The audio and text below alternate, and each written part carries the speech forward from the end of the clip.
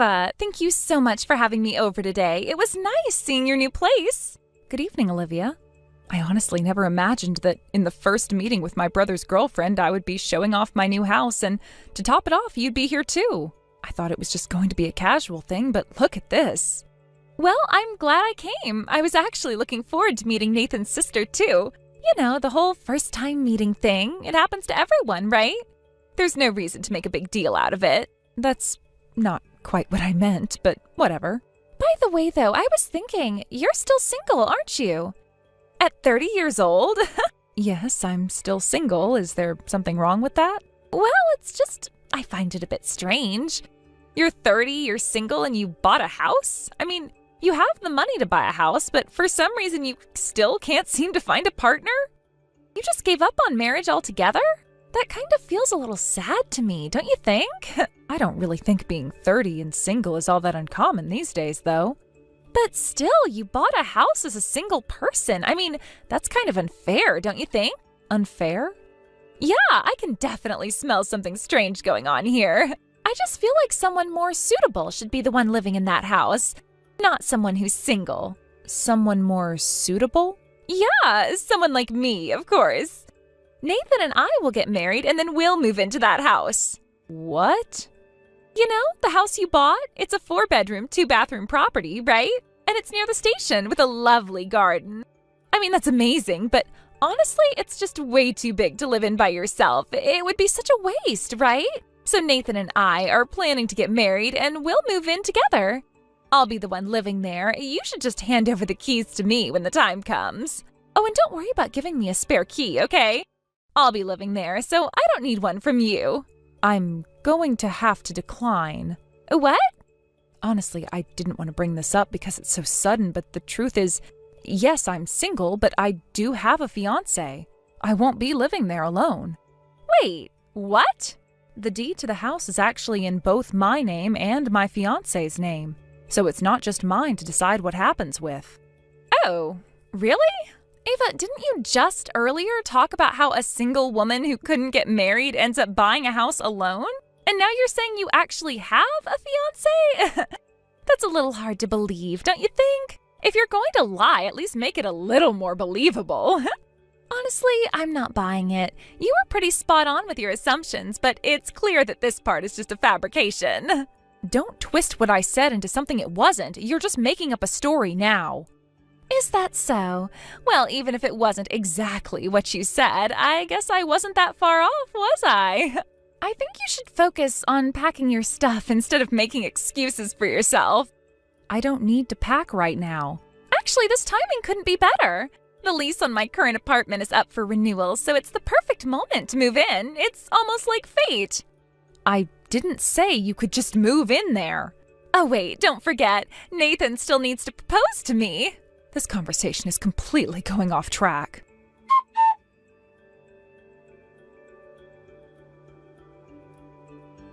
Ava, are you okay? Huh? Oh, Martin, is there something wrong? You seemed a little down today. You've been on such a high lately, ever since you bought the house you always dreamed of. It's been nothing but good vibes from you, and you were even bouncing off the walls for the past few days. But today, from the moment you arrived at work, you looked a little off. Even while you were working, you had this gloomy expression on your face. It was really noticeable. Oh, really? Was I making that face? Yeah, you definitely were. Honestly, I thought about coming over and asking if you were okay during work, but then I got caught up with a sudden urgent client matter, so I couldn't get the chance. Sorry for worrying you. I guess I just had to focus on work today. I didn't mean to seem off, but there's a lot on my mind. No, it's fine. It's just that I didn't see any mistakes in your work, so I wasn't really worried about that. But hey, I did hear you had your family over to see the new house yesterday. How did that go? Was everything okay? Yeah, that's right. I invited my family over for the housewarming just to show them the new place. But for some reason my brother's girlfriend showed up as well, and I wasn't expecting her. Wait, Nathan's girlfriend? Yeah, and when I asked Nathan about it, he told me that she works with him. Apparently she's been asking him out for a while, even though he kept turning her down. Finally, he gave in and agreed to date her, and yesterday was their 6th day of dating. But it was my first time meeting her, and let's just say it didn't go as smoothly as I'd hoped. Honestly, I felt like I was talking to someone from another planet. It was like I was having a conversation with an alien, or at least that's what it felt like. What happened exactly? Well, she really seemed to like the house, a little too much, in fact. She kept saying, "I'll marry you and live here with you." Wait, what?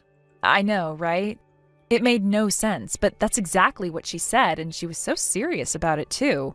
She's like, "I think the house would be happier if I lived here." She was completely convinced that I shouldn't be living there, and she was determined to make it her place instead. But why? What was her reasoning? Apparently, in her mind, the only reason a 30-year-old woman would buy a house and still be single is that she's given up on marriage. She said that women in her situation, like me, are the ones who buy houses alone because they've accepted that they'll never get married. She said things like, "The house would be better off with me in it." Even when I tried to tell her I was engaged, she wouldn't believe me. She was absolutely certain that she was the one meant to live there, and she had already started making plans to move in. It was like she didn't hear anything I was saying. I hadn't even given her a key, but I was seriously worried that she'd just show up and try to move in without any permission or anything. And Nathan? What'd he say? Well, that's the problem. Nathan was sick at the time, and he was bedridden, so I didn't get the chance to talk to him about it. He had no idea what was going on. I couldn't even really explain it to him properly because he was too out of it. I see. That's rough. I really wish I could have been there for the housewarming, but I ended up having to work overtime. I feel bad about it now. I would have liked to meet her and maybe have a word with her. I understand. Work comes first. I know how it is. I just wasn't expecting things to go that way. I didn't expect it to escalate this much. Well, you know what? From now on, I'm coming over and I'll be staying with you. I'll make it clear that I'm your fiancé, and I'll make sure she knows that this house is not for her. I'll stand my ground and say, I'm here with my fiancé and no one is taking over. If she's really that insistent, I'll make it crystal clear that she's not gonna get away with it. What? You're really going to do that? Yeah, absolutely. If she thinks she can just waltz in and take over, she's got another think coming. I'm not gonna let her try and take your house away. This is my fiancé's house, not yours. Well, jokes aside, though, I do think it might be helpful if I show up and make it clear I'm the actual fiancé. I'm gonna move in next month, and maybe that'll convince her to back off. If I show up in person, she might realize this isn't just some made-up story, and she might back down. At least I hope so. That's actually a good idea. You're right, it might make a difference if you show up in person. She might back down once she realizes it's not some fake relationship. How about this? I'll come over tomorrow after work. I know you're buried in overtime until the weekend, so I'll go first and help get things settled. How does that sound? I'll go ahead and take care of things until you can catch up. That would be a huge help. If you don't mind, could you go ahead? I'd really appreciate it. Got it. Consider it done. I'll be over there to make sure everything is okay.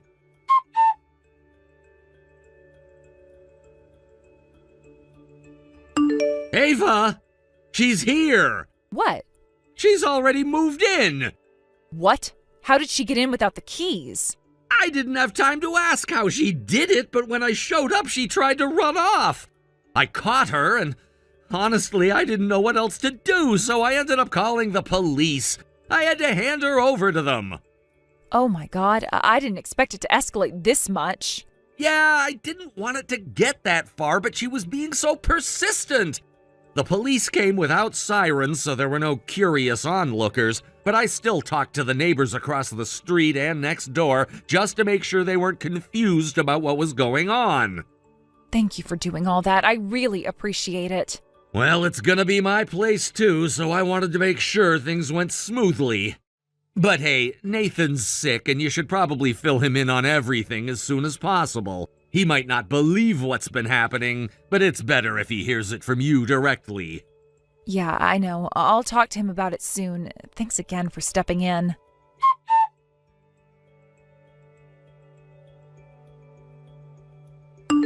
That was awful. What was that? I was just watching TV in my new house when this tough-looking old guy barged in and yelled, "Gola!" at me. then they called the police. I ended up being dragged away in a police car. It was seriously the worst. You're the one who was trespassing, so what are you even saying? Don't forget that your parents had to beg and apologize so that you wouldn't be charged, okay? What the? I just thought I was the one most deserving to live in that new house, that's all. And that's exactly what you can't do. I heard you were sent back to your parents' house in the countryside after that. I tried to get Nathan to come help, but he refused. What was I supposed to do? By the way, who is that tough guy? He said his name was Martin? Martin is my fiancé, actually. What? He's also a senior at my workplace. That day I had to stay late, so I gave him the key and asked him to go ahead and head home. It turns out he showed up at the house and found you there, having just barged in. Wait, you're really engaged? For real?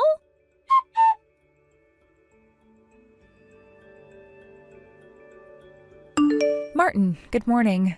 Good morning, Ava. Thanks again for handling Olivia's trespassing situation the other day. You don't need to keep thanking me, Ava. I've already gotten the message loud and clear, so there's no need for more. Yeah, well, actually I got a message from Olivia last night. Wait, really? How does she still have the nerve to contact you? Is her skin made of steel or something? Maybe. She didn't seem like she was reflecting on her actions at all. Unbelievable. That's wild. And speaking of which, I still can't get over the first impression she left on me. Right? She was just sitting there on the couch in the living room with boxes of stuff piled up at the entrance like she had moved in, as if she had every right to be there. Oh, yeah. I remember. She was watching TV, holding a can of beer, and eating chicken, laughing like it was her home. It was like she thought she'd already won the place. Maybe she thought she was celebrating with a little victory party since I finally got the house. Honestly, I couldn't care less at that point. I was speechless when I saw the window leading to the garden all smashed up. Yeah, me too. The idea that she thought it was fine to break the glass just to get in because she didn't have a key was chilling. I'm going to have to send her the bill for that glass replacement later on. By the way, what did you do with all of her stuff? I noticed there were about 10 boxes sitting at the front door. Oh, that. I asked my brother about it. He managed to get the address of her parents' house, and they told me I could send everything back by cash on delivery. So I shipped it all out the other day. I heard she was sent back to her parents' place in the countryside, too. Yeah, apparently her apartment here, where she was living alone, was already conveniently canceled. She had already gone ahead and filled out the paperwork as if she were moving into our new home. So it looks like she had no choice but to go back to her family house. I guess she tried to turn to Nathan for support, but he turned her down too, huh? Exactly. It seems like she thought she could rely on him, but he wasn't having any of it either. She's got nothing left to hold on to now.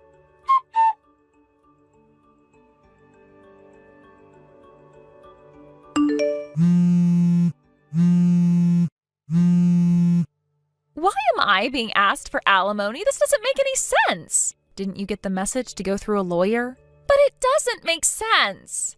The message about how you completely misunderstood and bashed me? What's that about? Huh? You spread lies about me on social media. You posted, "My boyfriend's sister is so desperate because she can't get married, so she bought a house instead. What a joke. LOL." You see, Nathan and I are twins. We've been in the same school from kindergarten through high school, so a lot of our local friends overlap. Because of that post, your friends who learned about your social media from Nathan thought that I had broken up with my fiancé, Martin. What? That's what happened because of that? Yes, and it caused a whole mess. There was even an ex of mine, someone I broke up with because he cheated, who started demanding I get back together. He even stalked me and waited for me at the nearest station. What? Luckily, Martin stepped in right away and explained the situation. He made sure to set things straight and intimidated him enough to get him to leave, so it was handled quickly. Oh, that scary-looking guy? Yeah, all of this has been causing a lot of trouble for the past few weeks. The alimony claim I'm making is because of that. Wait, you can really ask for alimony over something like that? You'd be surprised. It's clear you still haven't learned from this. But I could also file a criminal report if you want. Wait, no, please, I'll pay the alimony and I'll reflect on it. Then stop contacting me. It's extremely annoying. Oh, why is this happening? What's going to happen to me now?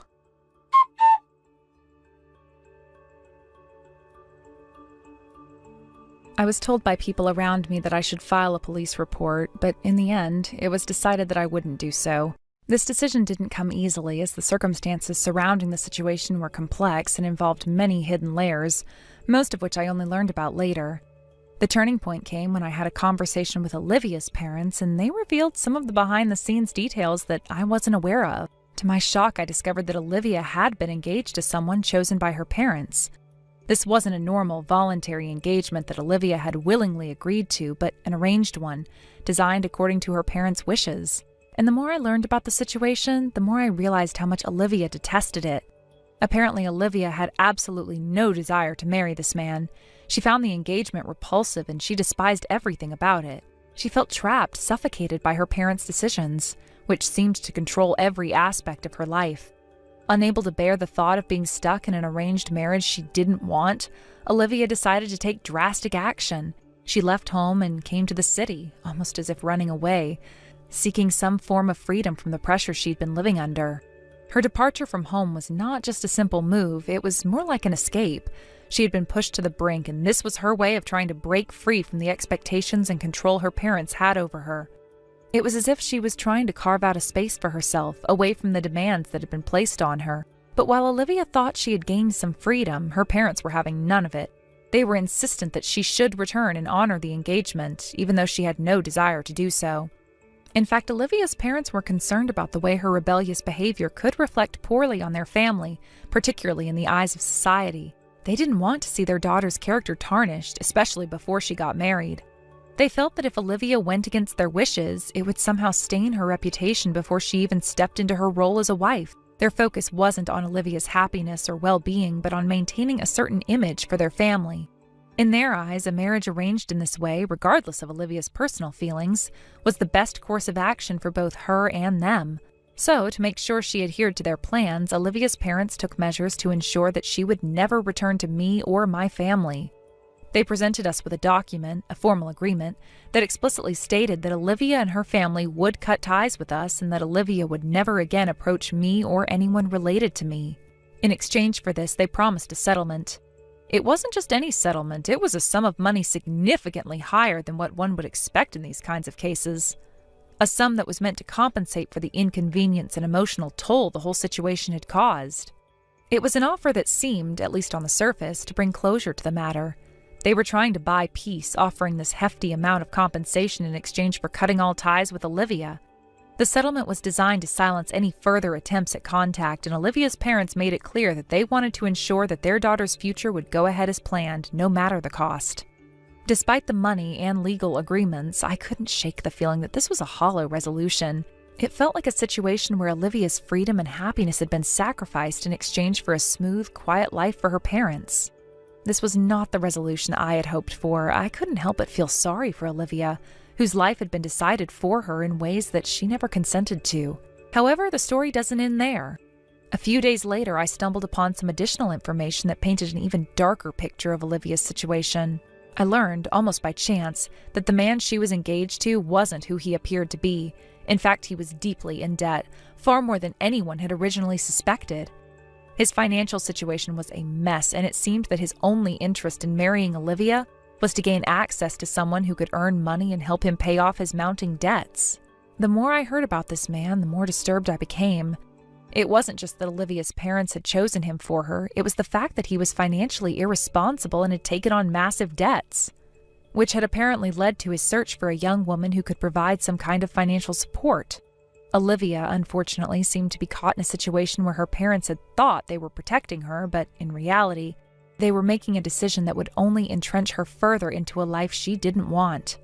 I can't even begin to imagine what kind of life Olivia was walking into, considering the financial instability of her future husband. It was clear that this wasn't a partnership based on love or mutual respect.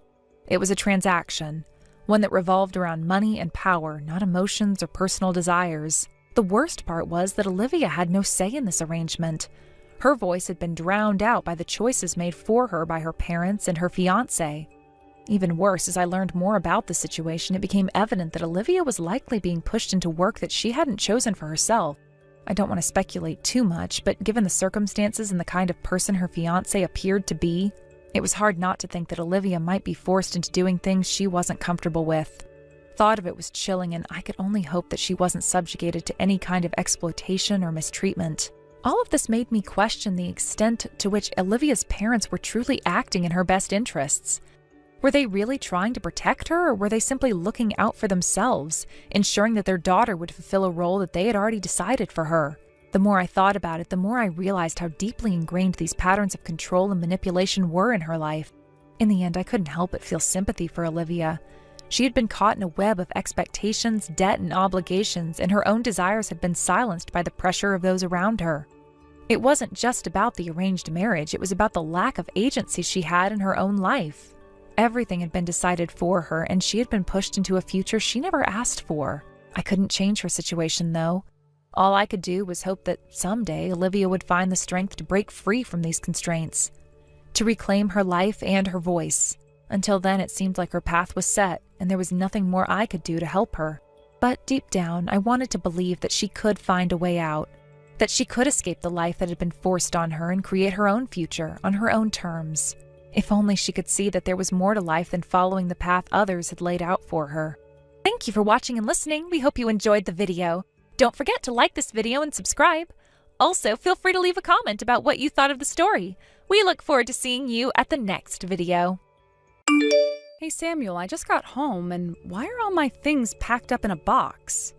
I didn't hear anything about moving. I was in the hospital due to a high-risk pregnancy. Can you explain what's going on? Chiara, you're the only one moving out. Wait, what do you mean? Why am I the only one moving? I decided to keep the apartment for my girlfriend. Your girlfriend? What are you talking about? Her name is Caddy, and she's 19 years old. 19? Are you serious? So while I was in the hospital, you were having sleepovers with someone else? She stayed over and now she wants to live here? Is that what you're saying? Yeah, that's exactly what happened. She loved the view from this high-rise tower apartment so much after spending time here that she said she wanted to live here. Wait a minute, you've already arranged for a moving company? When are they coming? Yeah, I set it up. They should be here soon. So let me get this straight. You've brought your girlfriend into our home? That is unbelievable. Hey, don't interrupt me while I'm talking. You don't get to tell me to be quiet when I'm hearing something I can't just ignore. This is a huge deal for us as a couple. Just listen to what I'm saying. I'm living here with my girlfriend now. You need to leave immediately. Until you move out, I'm gonna stay in a business hotel. So this means you're planning to divorce me? Yeah, I guess that's what it comes down to. So please, just go ahead and file for divorce. You think it's that simple? I am pregnant with your child. I just got out of the hospital after a serious health scare, and you're telling me that you've been cheating on me and now you want me to move out? What is this? It's not like I wanted to hurt you, but I'd rather live with Caddy than with you. So just hurry up and get out. If you don't leave, Caddy won't be able to move in. You see me as just a problem to be solved? You think I'm just in the way of your happiness? Yes, that's right. You're just an obstacle standing in the way of our love. All right. I see how it is. The obstacle will be out of your way then. Wait, you're actually agreeing to this? What do you think I'm supposed to do? You want me to stick around while you're making plans for your new life with someone else? About the divorce papers, what are you gonna do? From the sounds of it, you haven't even prepared them. Is that right? Oh, well, just write your name on them and leave them in the mailbox. I'll fill out my part and submit them to the office. I also need to pick up the marriage certificate with Caddy. I see. Sounds like you've thought all this through. The movers are here, I guess? Oh, yeah, that's right. I should let Caddy know right away. Just so you know, I'm not going to be the one who's left without consequences. You're about to find out just how serious this all is.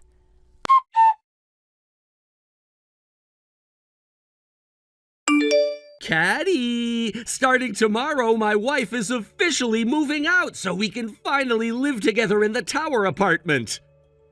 Oh, really? Oh, that's amazing! I made sure to clear out my wife's room completely so it's all ready for you. Thank you so much. I asked for that room and you made it happen so quickly. You want me to help you with your packing?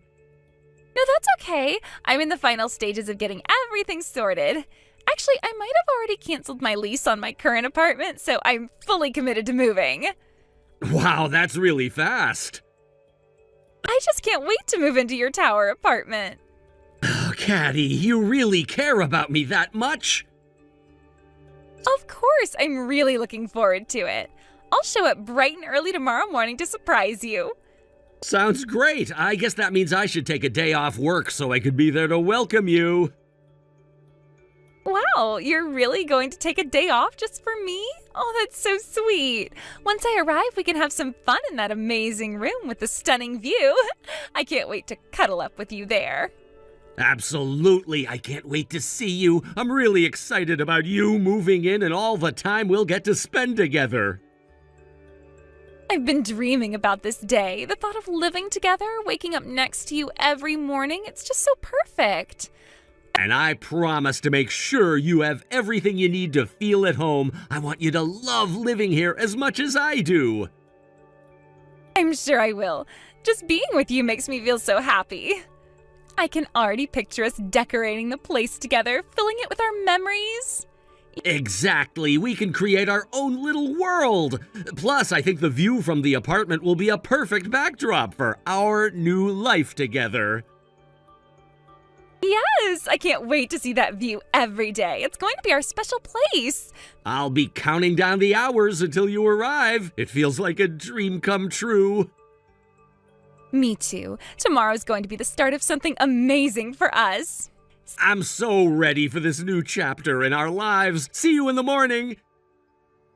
See you soon. I'm counting down the minutes.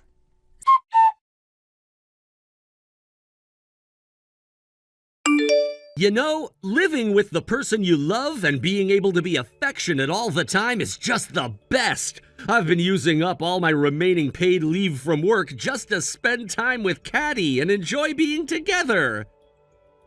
Samuel, you've been off work for 2 whole weeks now. Well, I properly requested the time off, so what's the big deal? I suppose that's true, but I was just about to reach out to you. Oh, what's up? Have you submitted the divorce papers I sent you? You know, the ones you were supposed to file with the office? Wait, what? You remember the letter I included with the divorce papers? It said, please let me know once you've submitted them to the office. Oh, right, I forgot about that. What do you mean, you haven't submitted them yet? I got so caught up in being affectionate with Caddy that I completely lost track of it. What kind of ridiculous excuse is that? Seriously. Actually, since Caddy moved into the tower apartment, I haven't even stepped outside once. I've been too busy enjoying my time with her. Oh my goodness, I can't believe it.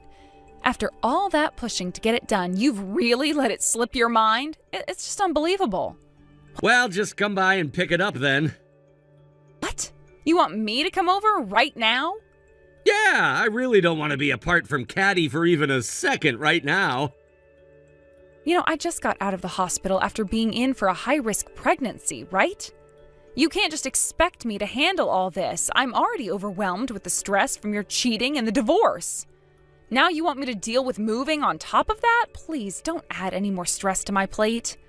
What's the matter? Are you not going to come get it? Because if you don't, you won't be able to get divorced. Are you okay with that?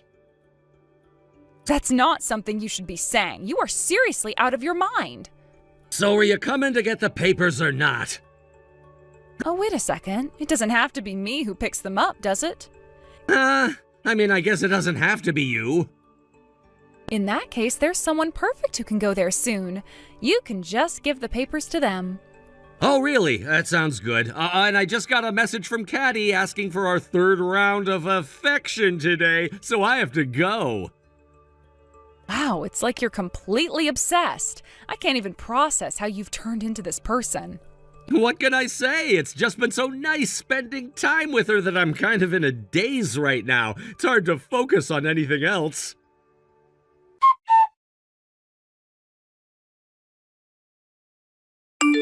Hey, Chiara, what's this about alimony and child support? You're seriously asking for alimony from Caddy, too? You've heard all about it from your lawyer, haven't you? No matter how much I hear, I can't accept it. I know you're jealous of the love that Caddy and I share, but this is just pathetic. Oh, come on. The common understanding is that the person who cheated has to pay alimony to the person who was cheated on.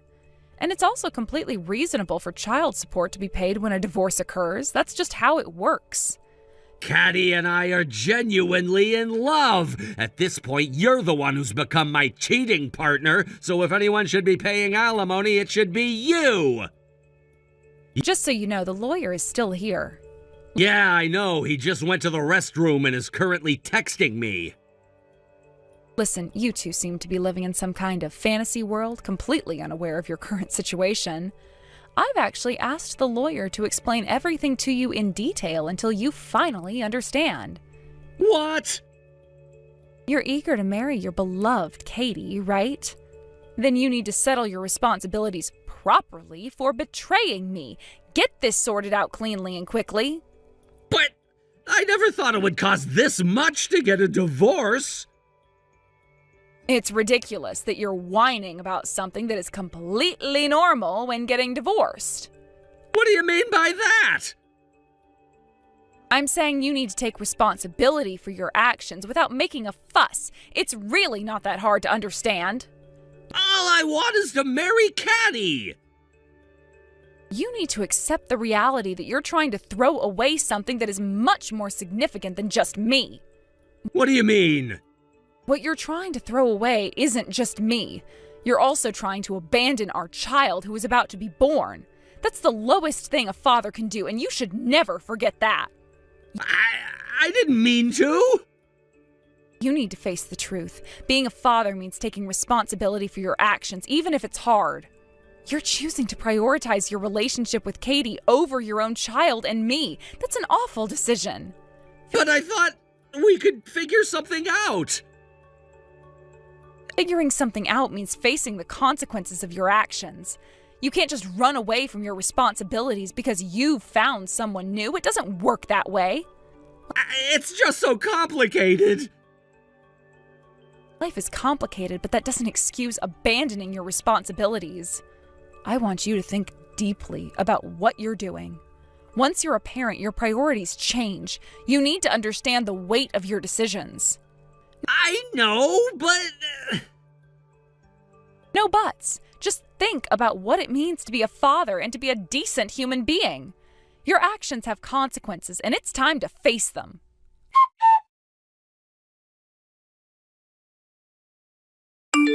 I've transferred the alimony and child support. You don't need to keep contacting me about it. I've been informed through my lawyer. Damn it! I ended up borrowing money from my parents because of this.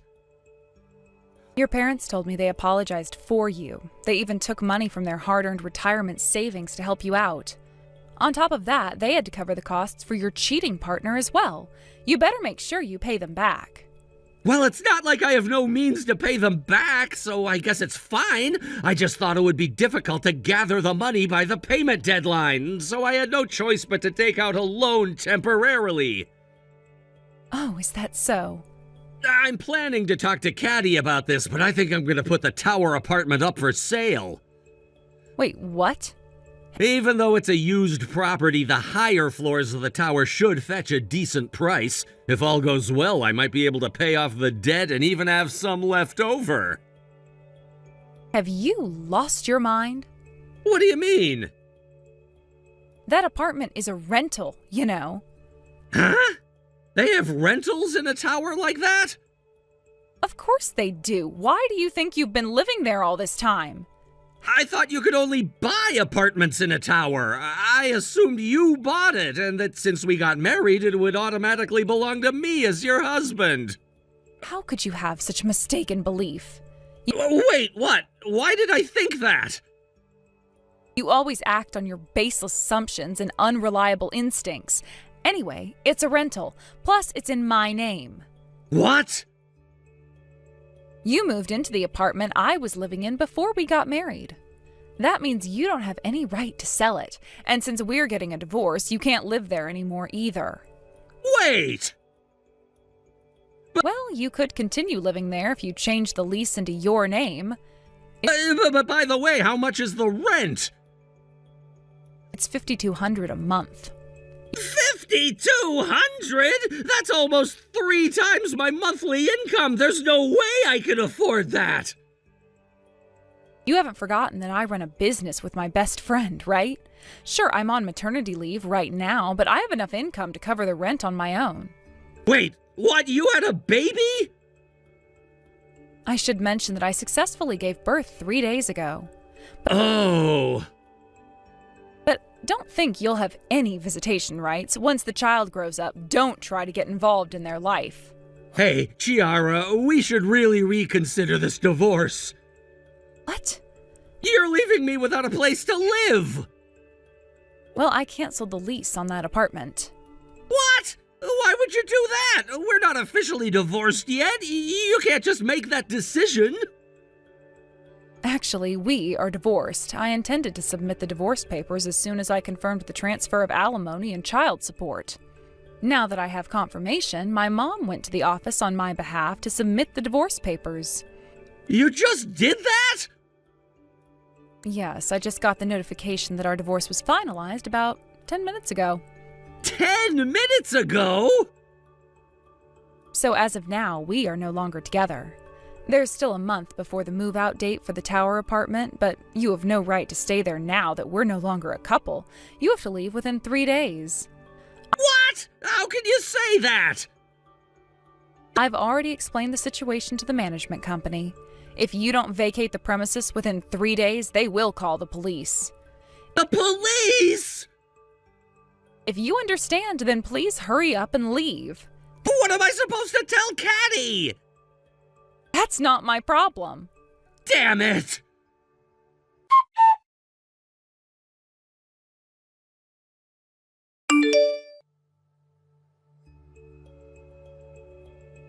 Caddy, I can't believe you're just gone when I woke up this morning. That note about breaking up was just a joke, right?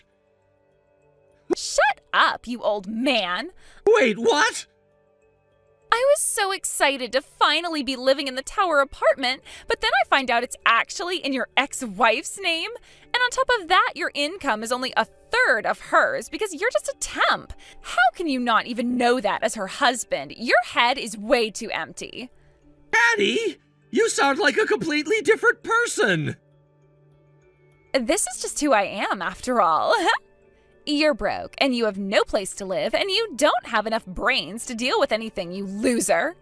I've got nothing to gain from a middle-aged guy who's got absolutely nothing going for him. Just for a brief moment, you should feel grateful that you had any relationship with a young and cute 19-year-old like me. Anyway, see you. You're not getting away from me.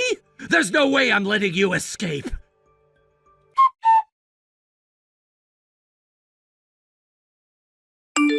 Although he sometimes seemed a bit lacking in intelligence, there was something endearing about that. There was indeed a time when I had such thoughts about my ex-husband. I would find myself chuckling at his antics, believing that his innocent blunders added a certain charm to our relationship. At that moment, it was easy to overlook his shortcomings, focusing instead on the warmth he brought to my life. This must be what they call the love filter. It's terrifying to realize how love can distort our perceptions, blinding us to the flaws that ultimately become unbearable. Speaking of terrifying, the aftermath of our relationship unfolded like a nightmare. Just as it is often said that the end of financial support leads to the end of relationships. Samuel was unceremoniously dumped by Katie when the money ran out. It was a classic case of when the well runs dry, so does the love. However, what transpired next was beyond anyone's imagination. Simultaneously with his departure from their luxury apartment, he managed to morph into a stalker. The verbal abuse he unleashed during their breakup was so severe that, ironically, it seemed to ignite a twisted passion in his heart for Katie. It was as if those hateful words fueled his obsession rather than scaring him off. The cruelty of their parting left scars on both of them, but for Samuel, it seemed to morph into an unhealthy fixation on what he had lost. No matter how hard Katie tried to escape from him, Samuel would somehow appear out of nowhere like a ghost from her past. Sometimes he would look at her with a resentful gaze filled with an unspoken bitterness and anger. Other times he would show up with a creepy, overly cheerful grin that sent chills down her spine. His demeanor almost unsettlingly enthusiastic in the midst of his desperation. It was a jarring contrast, making Katie question his mental state even further. Even Katie, who had always been resilient and strong-willed, appeared to be significantly affected by the situation. The relentless nature of Samuel's pursuit seemed to take a toll on her mental state. It was like watching someone being slowly worn down by the relentless waves of an unyielding sea. The pressure just kept building, and she seemed to be reaching her breaking point. The psychological warfare he waged was exhausting, leaving her in a constant state of anxiety. Currently, it seems that both of them are undergoing treatment in separate hospitals, far from one another. It's as if they're each battling their own demons in isolation, perhaps trying to escape the tangled mess of their shared history. There's a cruel irony in their situation, as both are dealing with the consequences of their choices, but in vastly different ways. Each hospital room tells a story of regret, pain, and the desperate search for redemption. In retrospect, the relationship had always been a roller coaster ride. From the beginning, it was marked by highs and lows, laughter and tears. At first glance, they appeared to be the perfect couple, dazzling in their shared experiences and affection. They traveled to exotic locations, shared romantic dinners, and painted a picture of bliss that everyone envied. Yet, as the initial allure faded, the cracks began to show. Samuel's behavior shifted from charming to possessive, and Katie found herself walking on eggshells, unsure of what would set him off. Initially, their shared life in the luxury high-rise was filled with dreams and aspirations. They hosted lavish parties, inviting friends and acquaintances to showcase their successful life. However, the glamour began to dim as financial strains became apparent. Samuel's job was not as stable as he had portrayed, and Katie's once thriving career faced unforeseen setbacks. The glitzy lifestyle they had created began to slip through their fingers like sand, and the cracks in their relationship widened. As the money began to dwindle, so too did the affection between them. It was as if the wealth had acted as a glue, holding their relationship together, and when that glue began to weaken, the underlying issues bubbled to the surface. The tension escalated, culminating in an explosive arguments that would leave them both feeling empty and drained. Each argument chipped away at the foundation of their love, and resentment began to fester. The final straw came one fateful evening. They had been out to dinner, and the conversation took a turn for the worse. What started as a casual discussion about finances quickly escalated into a full-blown shouting match. Harsh words were exchanged, and amidst the chaos, Samuel hurled insults at Katie that were not only cruel but deeply personal. The wounds inflicted during that fight were deep, and they resonated long after the dust had settled. In that moment, something in her snapped. Katie had always been a fierce and independent woman, but in that heated moment, she realized she could no longer endure the emotional torment. She left the restaurant in tears, her heart heavy with the weight of the relationship's demise. Samuel, in his rage, did not follow her immediately, but instead sat there, simmering in his anger, allowing the reality of their situation to sink in. As days turned into weeks, Katie tried to move on. She packed her belongings and found a new place to live, far away from the memories of their life together. Yet no matter how hard she tried, Samuel's shadow loomed over her. He would call, text, and occasionally show up at her new apartment, each time with an increasingly desperate demeanor. The emotional turbulence of their breakup manifested in Samuel's behavior, and it was clear that he was spiraling out of control. For Katie, the freedom she had longed for became a prison of fear. Every noise in the night sent her heart racing, and the once comfortable sanctuary of her new home felt like a trap. The moments she had once enjoyed alone now felt suffocating, and the weight of her past loomed over her like a dark cloud. She had wanted to be free, but the very person she had tried to escape was now haunting her thoughts, turning her world upside down. The cycle of harassment escalated. Samuel's visits became more erratic. Sometimes he would appear with gifts, trying to win her back with grand gestures that only seemed more pathetic. "Look at what I brought you," he would exclaim, holding out an extravagant bouquet of flowers or a fancy dinner reservation, desperately attempting to rekindle the flames of their past. Other times, he would confront her with accusations and fear, his eyes wide with desperation. It was a terrifying juxtaposition, and Katie felt trapped in a horror movie with no way to escape. Katie soon realized that she needed to take drastic measures to protect herself. After consulting with friends and family, she made the difficult decision to seek a restraining order against him. It was a painful step, but it was necessary for her safety. She gathered her strength and recounted her experiences to the authorities, feeling both empowered and terrified. Each recounting of the harassment brought back waves of trauma, but she knew it was a necessary step in reclaiming her life. However, even with the restraining order in place, the fear lingered like a dark shadow. Samuel, feeling cornered and rejected, became more unpredictable. His obsession intensified, and Katie often found herself looking over her shoulder, anxious at every unfamiliar sound. She invested in security measures, installing cameras and an alarm system, but nothing could fully alleviate the sense of dread that followed her. The situation took an even darker turn when she learned that Samuel had been stalking her online. He would create false profiles on social media to follow her, keeping tabs on her every move. It felt like he was invading her life even more, and she was powerless to stop it.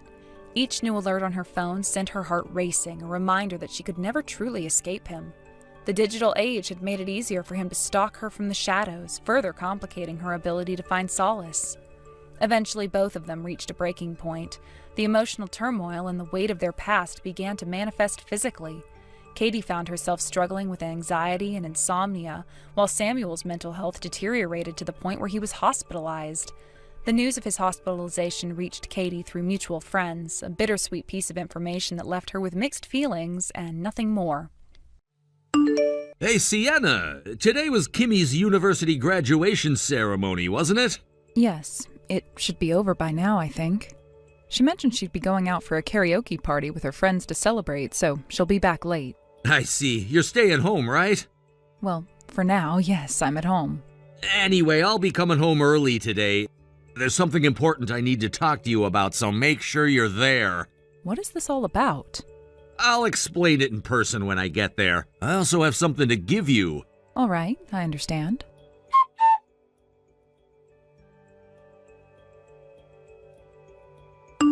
Mom, sorry for the late update. The graduation ceremony went smoothly, and I just arrived at a karaoke place with my university friends. Good job, Kimmy. What time do you think you'll be back? Let's see. We booked the karaoke for a 2-hour session, but we might extend it, so I'd say it'll definitely be after 9 p.m. Do you need me to pick you up? Are you sure you know the way back? No worries. A friend who knows our situation is heading in the same direction, so we decided to share a taxi. As long as I give the driver the address, it'll be fine. Besides, you're busy tonight, aren't you? I can handle myself, so don't worry about me and focus on your stuff. All right, I got it, thanks. By the way, how's everything going on your end? Well, you know, your dad called and said he has something to discuss when he gets back. I mean, I have a good idea of what it's about, but it's just such a hassle. Oh, yeah, I get that. But hey, maybe it's a good thing. Saves you the trouble in a way, right? True. I'll try to look at it positively. Anyway, take care on your way home. Will do.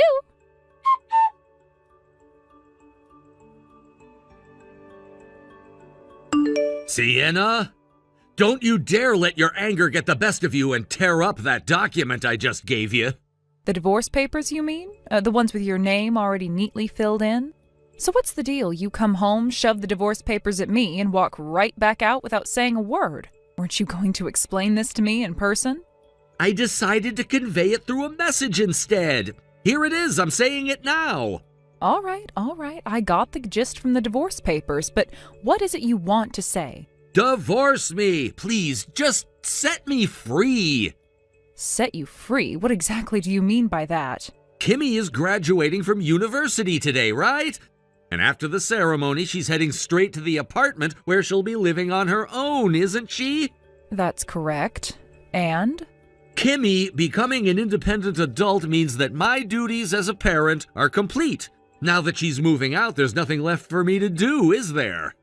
Well, I wouldn't say there's nothing left, but I'll agree it marks a major milestone.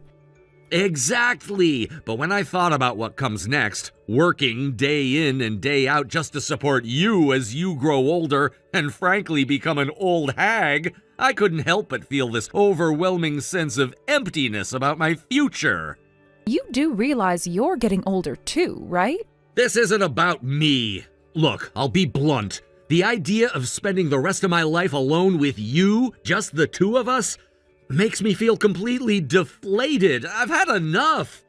I want to be free. I want to be released from all these obligations as a parent and a husband. In other words, Kimmy is moving out so you can stop being a mother too. Just disappear from my life already. Oh, really? Well, whether or not I stop being a mother is my decision to make, not yours. That's exactly the kind of thing I'm talking about. I'm telling you, I've lost all interest in you. I don't care about an old hag who's completely useless to me. Oh, I see. This must be about that cute young coworker you mentioned at your job. Well, feel free to get all excited about her, but let me tell you, it's definitely a delusion. You're just making a fool of yourself, and you should consider both her feelings and your age before getting carried away. I'm not saying I'm planning to do anything with her. Really? Just divorce me already and get out. All right. Honestly, I've been thinking about divorcing you for a long time now because of these exact behaviors of yours. Wait, what? Oh, and by the way, the moving company will be here in about 5 minutes. 5 minutes? What do you mean 5 minutes? Well, while we've been having this little chat, I got a notification from the movers saying they're almost here. It's late, so there's a surcharge for the nighttime service, but they were willing to accommodate my request. I wanted to get this over with as soon as possible, so I scheduled it for tonight. Wait, what? Thanks for everything up until now. Hold on, are you saying you've already packed up and prepared to move out?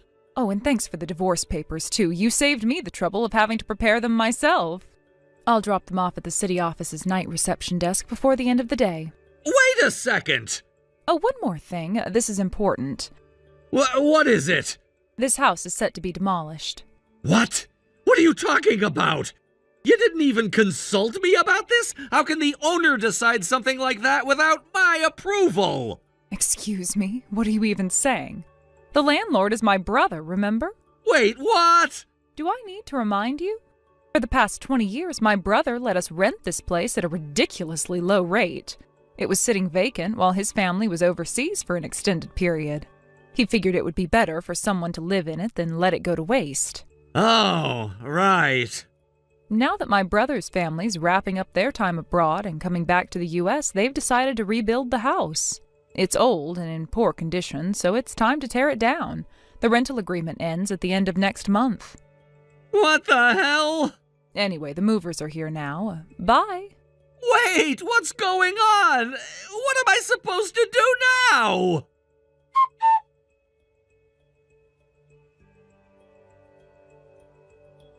Mom, the karaoke competition is over, so I'm about to hop in a taxi and head to my new place. All right, well, be careful on your way. By the way, during karaoke, Dad kept calling me over and over. The number of missed calls was insane. You didn't pick up? I was too busy singing to even notice. Oh, and he sent a text message at the end. He was like, "Your mom left. She's going to divorce me. Help me." Oh my. The nerve of him, especially after handing me the divorce papers himself. Unbelievable. Anyway, I did leave him on red and didn't reply. Good call. Oh, just so you know, the divorce papers have already been submitted to the night reception desk at City Hall. Got it! All right, I'm going to start unpacking the basics. You've already finished moving all your stuff? Yes, I tried to minimize my belongings, and since it's only a 20-minute drive from the old house, it didn't take long. Gotcha. Well, I'll see you later then. All right, be safe.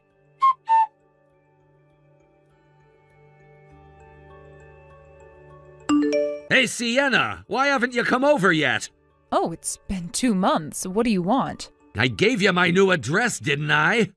Oh, that. You mean the random address you sent me about a month ago? Honestly, I wasn't sure what you were trying to achieve with that. So what exactly was the point?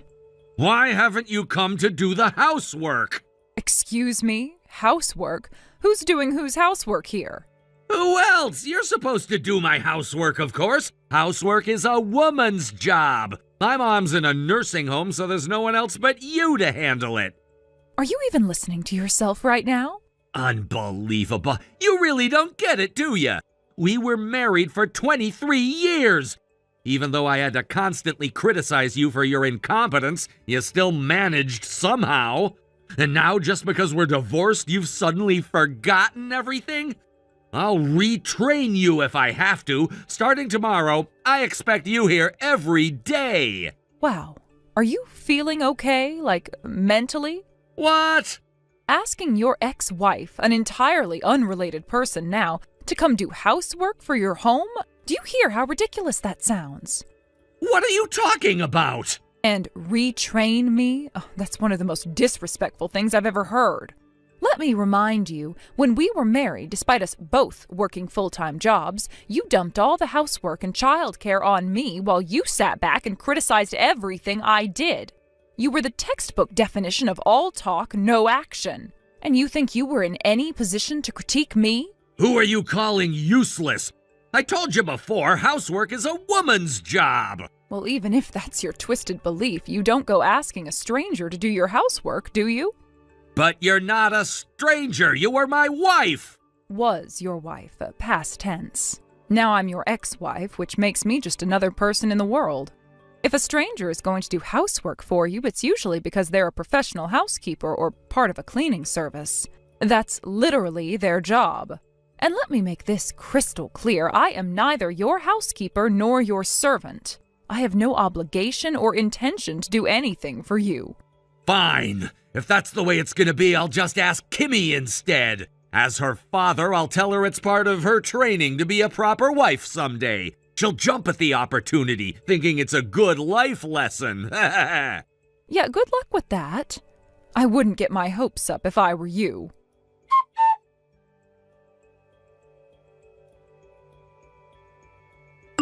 Kimmy, I have a favor to ask. No. Ah! Wait, hold on. I haven't even finished saying anything yet. I'm guessing it's something like, as my daughter, you should come over and help me with housework, right? But that's impossible. Why is that? Well, since Mom isn't here anymore, the only person who can do the housework is me, your daughter. But it's your responsibility. Why don't you just take care of it yourself? No, housework is a woman's job. It's simple, really.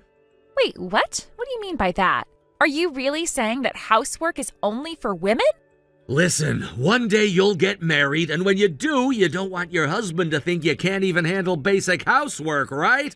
That's why you need to learn it now. It's your responsibility, and you should take it seriously. I already know how to do it just fine. You don't have to tell me what to do. Oh, really? If that's the case, then starting tomorrow, I expect you to come over and handle the housework. That shouldn't be a problem, right? I'm saying no. Do you even remember that I'm an adult now and have my own life to take care of? It's not that big of a deal. You could just swing by after work, do a bit of cleaning, prepare a meal for me. The apartment I'm living in now is just one bedroom and the dining room and kitchen, so it's smaller and easier to clean. Plus, cooking for just me won't take that long, and it's not nearly as difficult as when we lived in a big house before. If you think it's so easy, then why don't you do it yourself? Well, that's because I don't have time for it. And besides, it's not as easy as you think. And yet you think I should just drop everything and help you?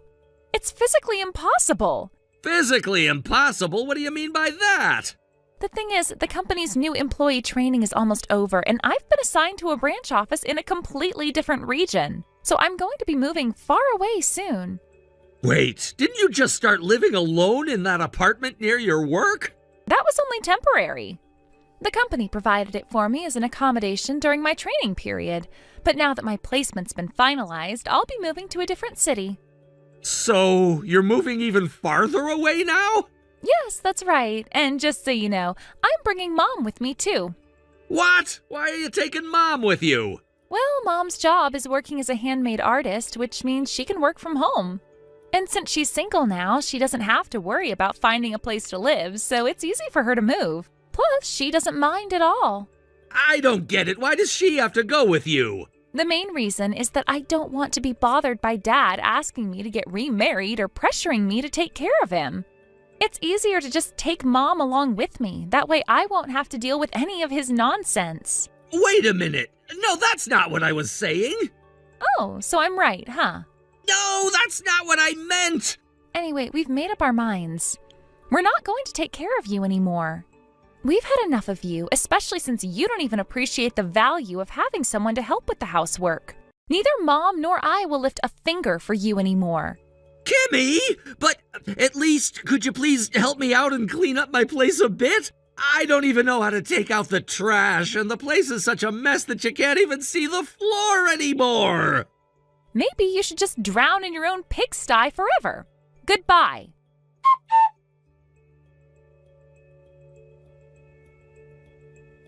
It seems that my ex-husband's deeply ingrained belief that housework is a woman's job hasn't changed at all, even after our divorce. From what I've heard from a colleague of my ex-husband, someone I personally know well, it seems he's become quite unbearable.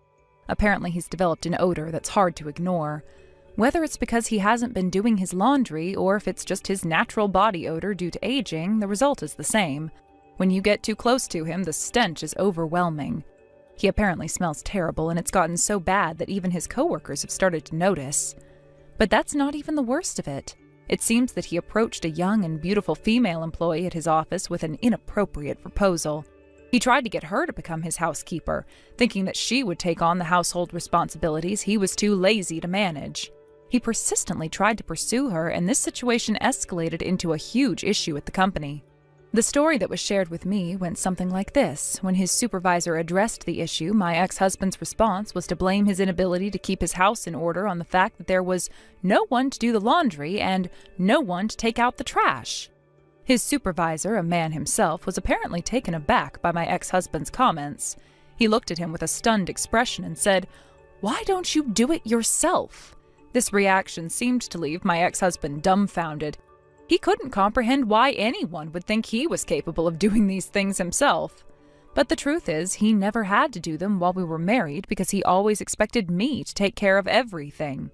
As the situation at his job continued to unravel, it became apparent that my ex-husband's inability to adapt and learn how to take care of himself was becoming a serious problem, both at work and in his personal life.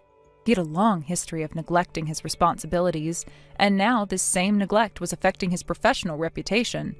His behavior, combined with a series of repeated mistakes, led to him being demoted and having his salary reduced. Word has started to spread that my ex-husband is now facing a recommendation for retirement, or, at the very least, a forced resignation. I have no idea how true those rumors are, but if they are, I can't say I'm too surprised. This is a man who has never truly grown up or taken responsibility for his actions. Instead of taking the initiative to learn new skills or adapt to his circumstances, he's always preferred to live in a fantasy where women, like myself, would just take care of everything for him. His inability to change or even to acknowledge that he has to take responsibility for his own life has led him to this point. I can't help but think that this is the outcome he deserves, though part of me is also slightly amused by how he's handling it. He seems so completely unaware of the reality of his situation. For someone who always wanted to appear as if he had everything under control, it's rather amusing to see him fail in such spectacular fashion. The man who used to criticize me for not doing enough in our marriage is now being confronted with the consequences of his actions, and it's clear he has no idea how to fix it. The whole situation has caused me to reflect on just how much he took me, and others, for granted during our marriage. His sense of entitlement, particularly towards household chores, was beyond belief. It wasn't just about laundry or cooking, it was about his expectation that I should shoulder all of the responsibilities that came with managing our home, without any real recognition of the hard work that went into it. He would always say that housework was a woman's job, as though that somehow justified his complete refusal to lift a finger. And even after everything that happened between us, he still seems to think this attitude is acceptable. But now, in his new predicament, he has no choice but to face the consequences of his outdated thinking. He's made mistakes at work, alienated people around him, and lost the respect of his peers, all because of his refusal to change. The reality he's been living in has finally caught up to him, and he's unable to adapt. He's so entrenched in his way of thinking that he doesn't even realize how ridiculous he looks to others. For someone who used to insist that he was right about everything, this is a significant blow to his ego. In some ways, it almost feels like poetic justice. He's always viewed himself as superior to those around him, especially me, simply because of his gender. Yet now he's the one facing ridicule and personal failure, while I'm moving on with my life. It's strange, though, because even though I've been through a lot because of him, I don't feel any sympathy for him now. If anything, I find myself feeling a sense of relief that I'm no longer involved in his mess. But what really gets to me is the fact that he still hasn't learned anything.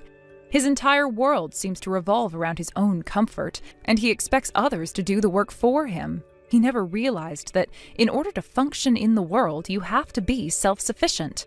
He's always depended on others to take care of him, whether it was his mother, his wife, or now some unsuspecting woman at his office.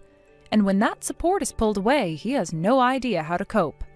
What's even more shocking is that even after all of this, he still can't understand why people are upset with him. His sense of entitlement has not waned. He hasn't stopped thinking that it's someone else's job to clean up his mess. This is the same man who for years would criticize me for the smallest things while never once lifting a finger to help. Now that he's on his own, he's unable to take care of the most basic tasks, and that's what led to the collapse of his career. As for me, I've moved on from all of this. I have no intention of helping him, nor do I feel any need to. I've been through enough, and he has made it clear that he is incapable of change. He's going to have to deal with the fallout on his own, and I won't be there to pick up the pieces. In the end, it's hard to feel sorry for someone who never took responsibility for their own actions. He had a chance to make things right, but he chose not to, and now he faces the consequences. I can only watch from the sidelines. It's his problem now, not mine, and I plan to keep it that way. Thank you for watching and listening. We hope you enjoyed the video. Don't forget to like this video and subscribe. Also, feel free to leave a comment about what you thought of the story. We look forward to seeing you at the next story. Thank you for watching. Please subscribe and hit the like button. See you next time.